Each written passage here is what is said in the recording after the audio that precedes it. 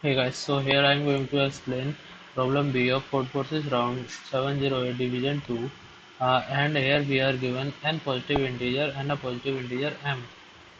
Okay, so first of all let me explain what's an m divisible array.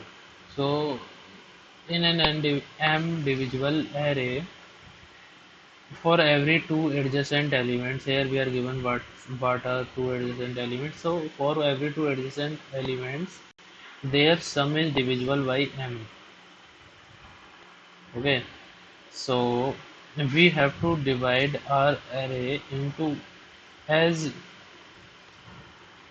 small as less arrays as possible, such that all those arrays are m divisible, and we can reorder our elements in the new arrays however we want. So first of all, focus on this sum array. So here in sum arrays, it can also mean that if you are given an array, you divide it only into one array and you reorder it. You will be considering that also. So how do we approach this? So here we are given that sum should be divisible by m. Okay. So first of all, we can, let me cut this. So first of all, we can reduce our array into any element of our array into x mod m, because we won't be needing the whole number, we will be needing only mod m. As for example, if x plus y, if y plus x mod m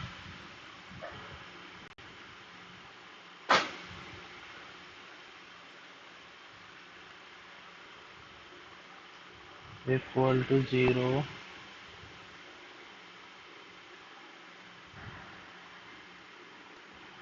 let me explain in my Visual Studio, such that uh, if we are reducing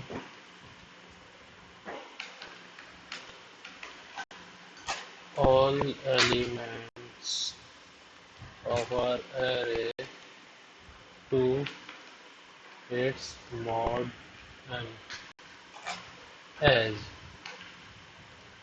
as for two elements x comma y, if x plus y mod n equal to 0, that is x plus y is divisible by m, then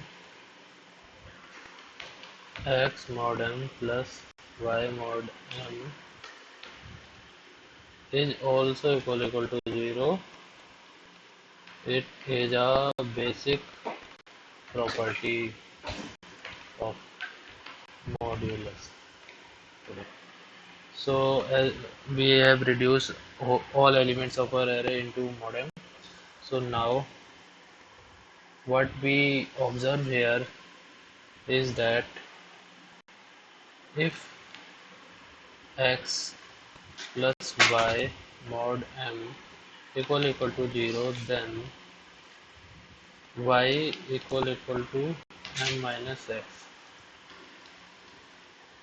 This will happen only if we have reduced our array. So now we can count, we can have a map and count all the occurrences of elements, as each element of our array will be in the range 0 to m minus 1. So now we can have a map and count all the occurrences of these, and we can figure out how to calculate the rest. Like for example, if we have an element x k times and element m minus x uh, n times sometimes k plus 1 times. Then we can divide our array. Then we can divide our array the in only one part for this. First of all, each array will be having only two types of elements, that is x minus x and m minus x. Only these two type of element.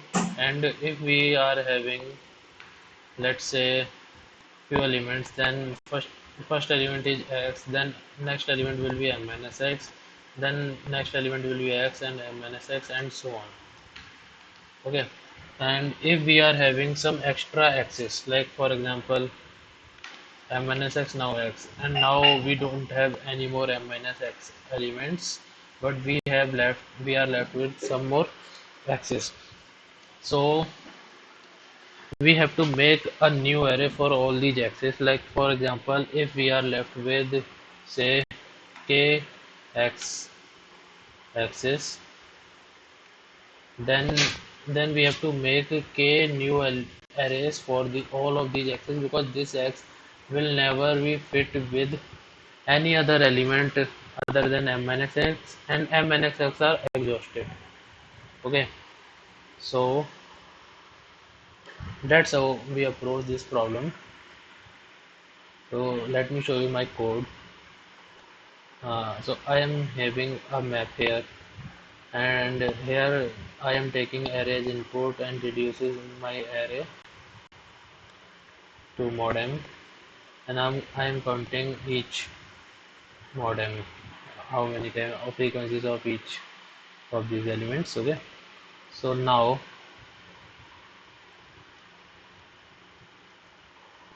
0, as there is no element equal to m, so for zeroth element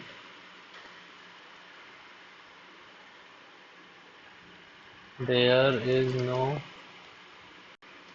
m minus x element, as m minus x equal to m here, and m mod m will be equal to 0.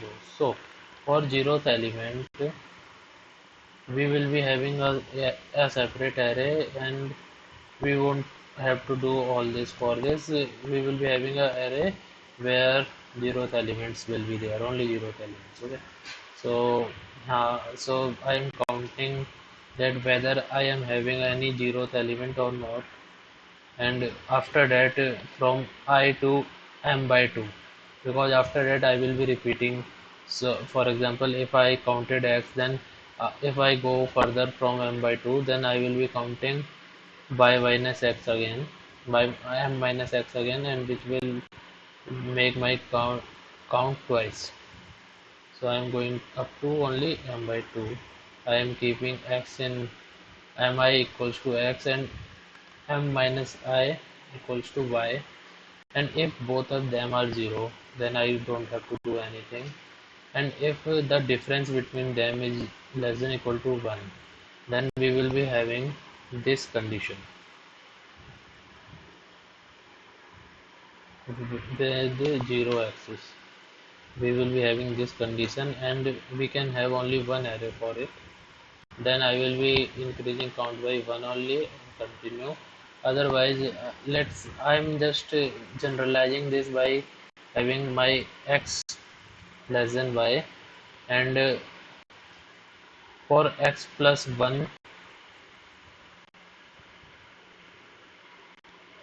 for x elements we will take out y, x plus 1 y's, and we will be making one array for this. But for the rest y's here, as I just told you, that k axis will be left. So for rest of the y's, I will be making only one single element array. So I will be making y single element arrays.